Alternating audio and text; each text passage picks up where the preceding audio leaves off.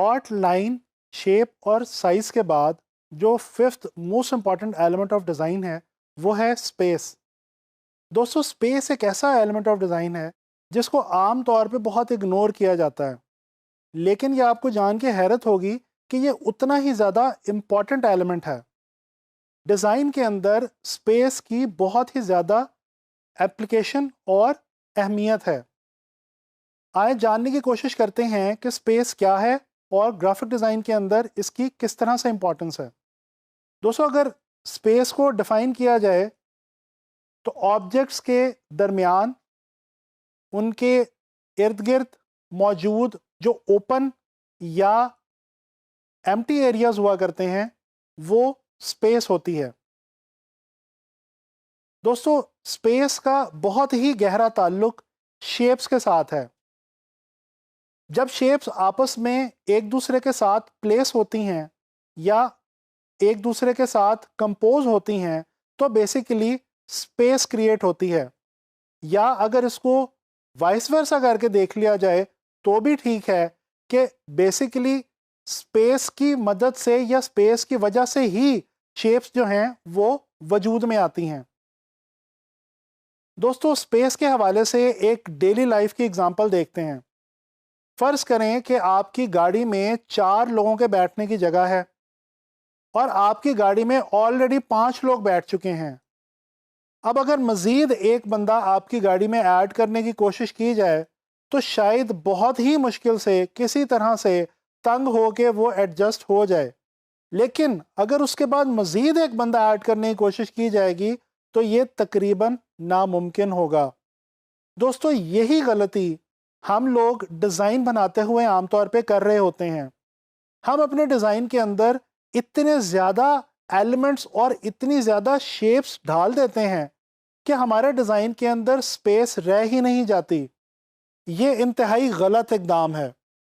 दोस्तों, याद रखें, आप जब भी डिज़ाइन बनाएं इस बात का ख़ास ख्याल रखें कि आपके डिज़ाइन में एक ख़ास किस्म की स्पेस मौजूद होनी चाहिए। आम तौर पे हम ग्राफिक डिज़ाइन के अंदर इसको ब्रीदिंग स्पेस भी कहते हैं, यानी कि वो स्पेस जिससे देखने वाले को थोड़ा सा खुलेपन का और स्पेस का एहसास हो। दोस्तों, स्पेस आम तौर पे 2 किस्म की हुआ करती है, पॉजिटिव और नेगेटिव स्पेस। तो चलें देखते हैं कि पॉजिटिव स्पेस क्या है और नेगेटिव स्पेस क्या है। दोस्तों, आपको ये जान के इंतहाई हैरत होगी कि जब आप किसी पेपर पे कोई एक शेप ड्रॉ करते हैं तो दरअसल आपने उस पेपर पे एक शेप नहीं ड्रॉ की, बल्कि दर हकीकत 2 शेप्स ड्रॉ की हैं। एक वो शेप जो आपने स्ट्रोक की मदद से या अपनी पेंसिल की लाइन की मदद से ड्रॉ की, और एक उसके इर्द गिर्द की जो स्पेस पहले से मौजूद थी उसने भी एक शेप की शक्ल इख्तियार कर ली। तो इस तरह से आपके पेपर के ऊपर एक शेप बनाने से दरअसल 2 शेप्स बन जाती हैं। या इसको इस तरह से भी देखा जा सकता है कि जब आप किसी एक पेपर पे कोई एक शेप ड्रॉ कर रहे होते हैं तो बेसिकली आप ना सिर्फ उस पेपर या शीट पे एक एरिया ऐड कर रहे होते हैं, बल्कि इसके साथ साथ एक ख़ास एरिया सबट्रैक्ट भी कर रहे होते हैं। ये जो एरिया आप ऐड कर रहे हैं ये है पॉजिटिव स्पेस, और ये जो एरिया सबट्रैक्ट हो रहा है ये है नेगेटिव स्पेस। दोस्तों, जब हम कोई स्पेस ड्रॉ करते हैं और उसके बीच में कलर फिल करते हैं तब हमें एक्चुअली पॉजिटिव स्पेस और नेगेटिव स्पेस के बारे में ठीक तरह से अंदाज़ा होता है। दोस्तों, इसके अलावा स्पेस लाइन और शेप की तरह 2D भी होती है और 3D भी होती है।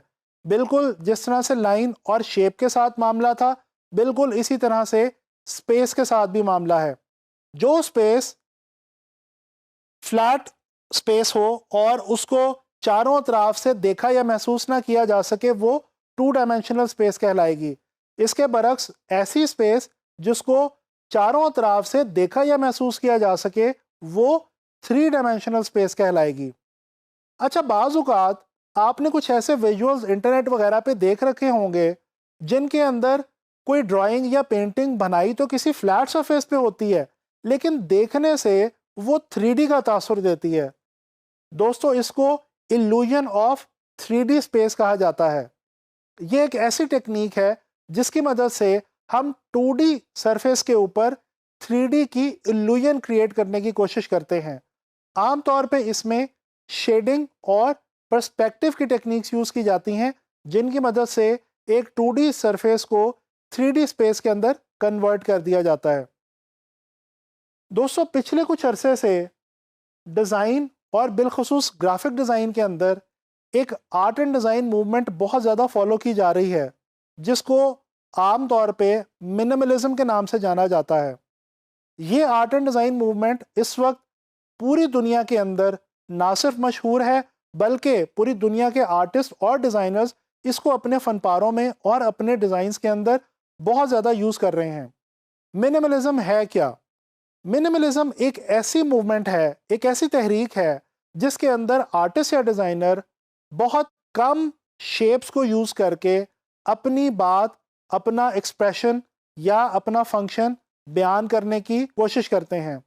ग्राफिक डिज़ाइन के अंदर भी आजकल ये जो आर्ट मूवमेंट है, डिज़ाइन मूवमेंट है, ये बहुत ज़्यादा फेमस है और आप लोग इस मूवमेंट को फॉलो करते हुए बहुत खूबसूरत ग्राफिक डिज़ाइंस बना सकते हैं। दोस्तों, एंड में मैं आपको कुछ एग्जांपल्स की मदद से जो ग्राफिक डिज़ाइन के अंदर स्पेस की एप्लीकेशन या अफादियत है, उसको थोड़ा सा आपसे शेयर करने की कोशिश करूंगा। अगर आप फेडेक्स के इस लोगो को देखें, तो इस लोगो के अंदर एक ख़ास एरो की शक्ल आपको नज़र आएगी, जो कि एक्चुअली पॉजिटिव स्पेस में नहीं है, बल्कि ई और एक्स के दरमियान जो नेगेटिव स्पेस आपको नज़र आती है, अगर आप उसके ऊपर थोड़ा सा गौर करें तो आपको पता चलेगा कि दरअसल ये नेगेटिव स्पेस एक एरो बना रही है। और इस लोगो के अंदर एरो जो है ये डायरेक्शन और डिलीवरी को शो करता है, जैसा कि हम सब जानते हैं कि फेडेक्स जो है वो एक कार्गो कंपनी है। इसी तरह से अगर हम इस मूवी पोस्टर की तरफ देखें, तो हमें बज़ाहिर तो इस पोस्टर के अंदर सिर्फ एक कैरेक्टर नज़र आता है, लेकिन जब आप गौर से देखेंगे तो आपको एक्चुअली इस पोस्टर के अंदर दो कैरेक्टर्स नज़र आएंगे। एक कैरेक्टर तो वो है जो पॉजिटिव स्पेस के अंदर फिल करके क्रिएट किया गया है और बहुत ही साफ जाहिर है, जबकि दूसरा कैरेक्टर वो है जो कि नेगेटिव स्पेस में मौजूद है और ये भी इसी मूवी का एक बहुत इंपॉर्टेंट कैरेक्टर है। दोस्तों, इसी तरह से अगर आप आजकल न्यूज़पेपर्स और मैगज़ीन्स के डिज़ाइंस देखें, तो आपको इस बात का अंदाज़ा होगा कि आजकल न्यूज़पेपर्स और मैगज़ीन्स को कुछ इस तरह से डिज़ाइन किया जाता है कि उसके अंदर नेगेटिव स्पेस का ख़ास एहतमाम किया जाता है, जिसकी मदद से होता ये है कि इमेजेस और टेक्स्ट आपस में कोरिलेट भी करते हैं और एक दूसरे की जो उनकी अपनी अफादियत है वो भी महफूज रहती है। इसी तरह से वेबसाइट्स भी आजकल कुछ इस किस्म की डिज़ाइन की जा रही हैं कि नेगेटिव स्पेस का उनके अंदर काफ़ी ख़ास ख्याल रखा जाता है और नेगेटिव और पॉजिटिव स्पेस को बहुत ही बैलेंस्ड अंदाज में इस्तेमाल करते हुए इमेजेस और टेक्स्ट वगैरह को बहुत अच्छे तरीके से यूज़ किया जाता है, ताकि देखने वाले को एक अच्छे डिज़ाइन का एहसास हो। दोस्तों, इन तमाम एग्जांपल्स की मदद से हमें इस बात का अंदाज़ा होता है कि ग्राफिक डिज़ाइन के अंदर स्पेस जो है ये एक बहुत ही इंपॉर्टेंट एलिमेंट है और पॉजिटिव और नेगेटिव स्पेस को अच्छे तरीके से इस्तेमाल करके ही हम अच्छे डिज़ाइंस बना सकते हैं।